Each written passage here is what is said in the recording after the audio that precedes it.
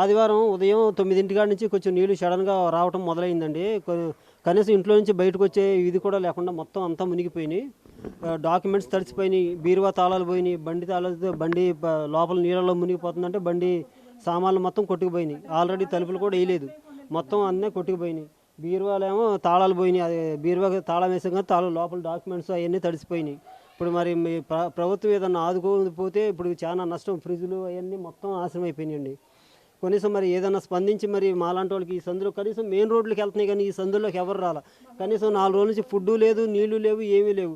ఆ పక్కన building aunty వాళ్ళు పాపం మొన్నటిదాకా నిన్నటిదాకా వాళ్ళు ఉన్నారు, వాళ్ళకి నీళ్ళు లేక వాళ్ళ అబ్బాయిలు రమ్మంటే వాళ్ళు వెళ్ళిపోయారు. ఇప్పుడు ప్రస్తుతానికి మేమే అసలు అంత మట్టికి అసలు ఏమీ తినలేదు, తాగలేదు. ఇక ఇవన్నీ కడుగుదాం, నీళ్ళు తగ్గినాయని గదులు కడుగుదామని వచ్చామన్నమాట.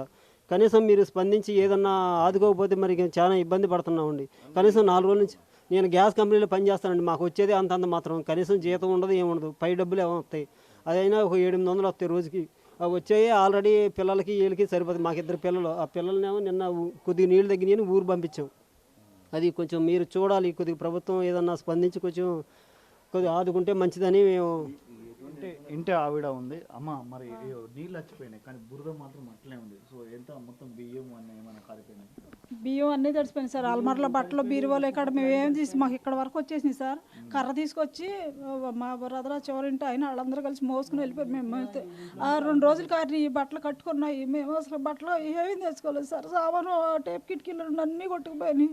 ఇప్పుడు ఇవన్నీ బురద మాకు కప్పుకోవడం పనికి వాటర్ వేస్తారు, అవన్నీ నానిపోయినాయి. లేవు సార్. అసలు మేము చర్చికి వెళ్దారనుకుని వాటర్ వచ్చేసినాయి కదా అని చెప్పి, వాటర్ వస్తున్నాయి అని చెప్పి మేము చర్చికి ఎందుకులే అంతలోతో వాటర్ వచ్చినాయిగా పెట్టారు, లేదని మానేసాం సార్. తీరా 10ంటికి వచ్చేస్తే పిల్లల మట్టుకు 5ంటికి పంపించాం సార్. మేము ఇక సడన్గా మధ్యాహ్నం కల్లా మాకు ఇక్కడికి వచ్చేసినాయి. ఈ తీట ఎక్కడ ఏమి లేదు కదా అంటే ఒక గంటలో పెరగమని మేము అనుకున్నాం సార్. గంటలో మొత్తం పెరిగిపట్టుకు మేము మునిగిపోతున్నాం. పక్కన వాళ్ళు వచ్చి కర్రలు తీసుకొచ్చి మోసుకుని తీసుకెళ్లారు మమ్మల్ని. ఏం తీసుకోవడం లేవు సార్. కనీసం ఏమి లేదు సార్, మాకు ఏమీ ఇవ్వాల. అయిగో సార్ అది బండ కొట్టుకుపోయింది, ఇక చూడండి పోయలేదు. బండ కొట్టుకుపోతే అది అడ్డుబండి అనుకుంటా ఉంది. సిల్వర్ సామాను అన్నీ అయితే కొట్టుకుపోయి అట్టుండి వెళ్ళిపోయింది. మేము తలుపులు కూడా ఇవ్వకుండా వెళ్ళిపోయాం. ఎందుకంటే ఇక్కడ వరకు వచ్చేసింది సార్ వాటర్. ఇంకా ఏటాకి గొళ్ళలు కూడా పిల్లలు ఉన్నారు సార్. ముందే పంపించేసాము. అంటే మేము మటుకి పెరగవాలి ఇవన్నీ తీసుకుని వెళ్తారని ఇక్కడికి వచ్చినాక చచ్చిపోతారు, మళ్ళీ మీ ఎవరు వచ్చి తీసుకెళ్తారని తీసుకెళ్ళిపోయారు సార్.